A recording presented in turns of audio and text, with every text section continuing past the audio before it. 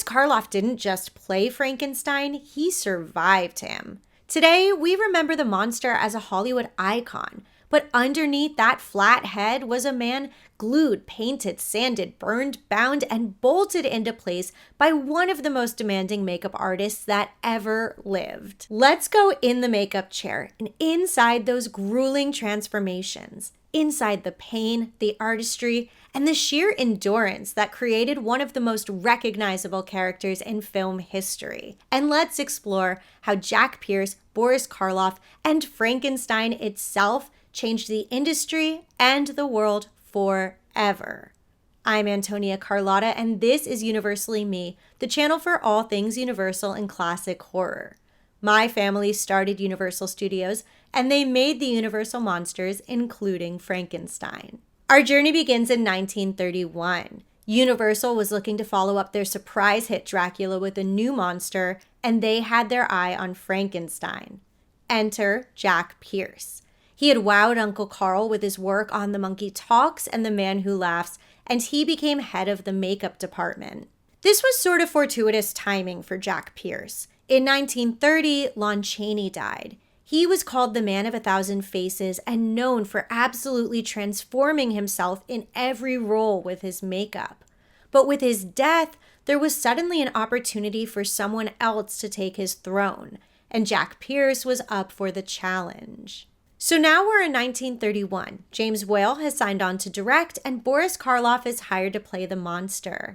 Jack Pierce spent months researching and experimenting, trying to figure out how to build the perfect monster. He approached it like a scientist, like he was Dr. Frankenstein himself. He and James Whale discussed how to make a monster that encapsulated a certain monstrosity, but also retained a pitiful humanity. When Pierce thought he finally made the look, he brought a clay model to Junior Lemley, who was not convinced he could do that on a human.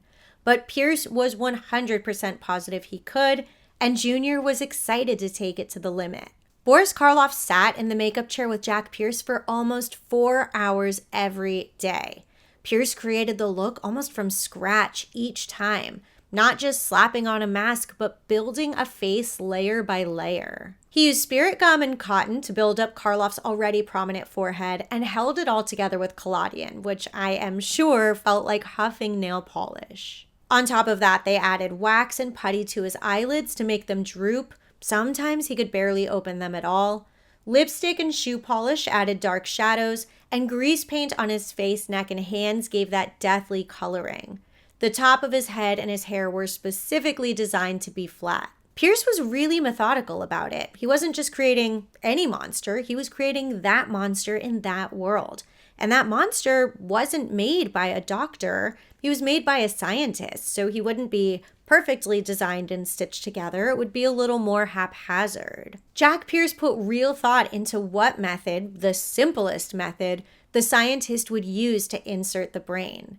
And the electrodes too, glued on to conduct the electricity that brought him to life. Karloff committed to the process as much as Jack Pierce did, even removing a dental bridge in his mouth to increase the asymmetry in his face. But the makeup was only half the burden. Once his face was done, Karloff had to climb into his costume.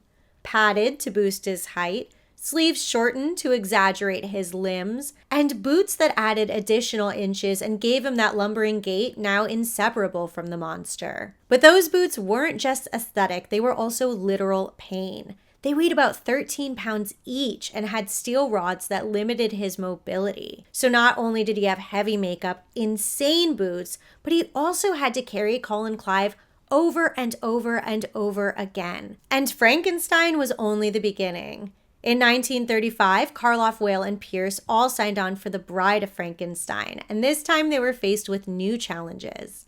All the makeup from the original film still applied, but the story demanded additional scars and burns from the fire. Pierce again rebuilt Karloff's head each day, resculpting, repainting scars, reapplying grease paint, and rebuilding hair, now singeing hair and gradually replacing it as well. Every morning, hours in the makeup chair. It wasn't for nothing, the monster was a marvel. At once in The Bride, he becomes more wounded and more human.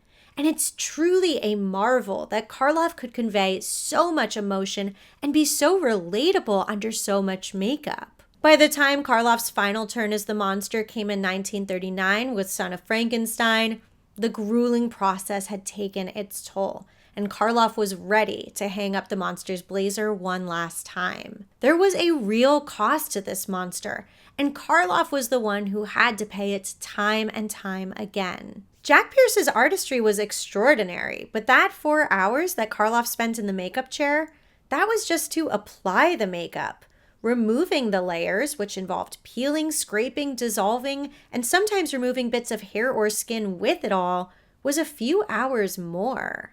The routine was so exhausting that on more than one occasion, Karloff opted to go home and sleep in full makeup, wedging his head between two books so he wouldn't roll over and ruin too much. At the time, Karloff was a complete professional, especially during the first Frankenstein movie.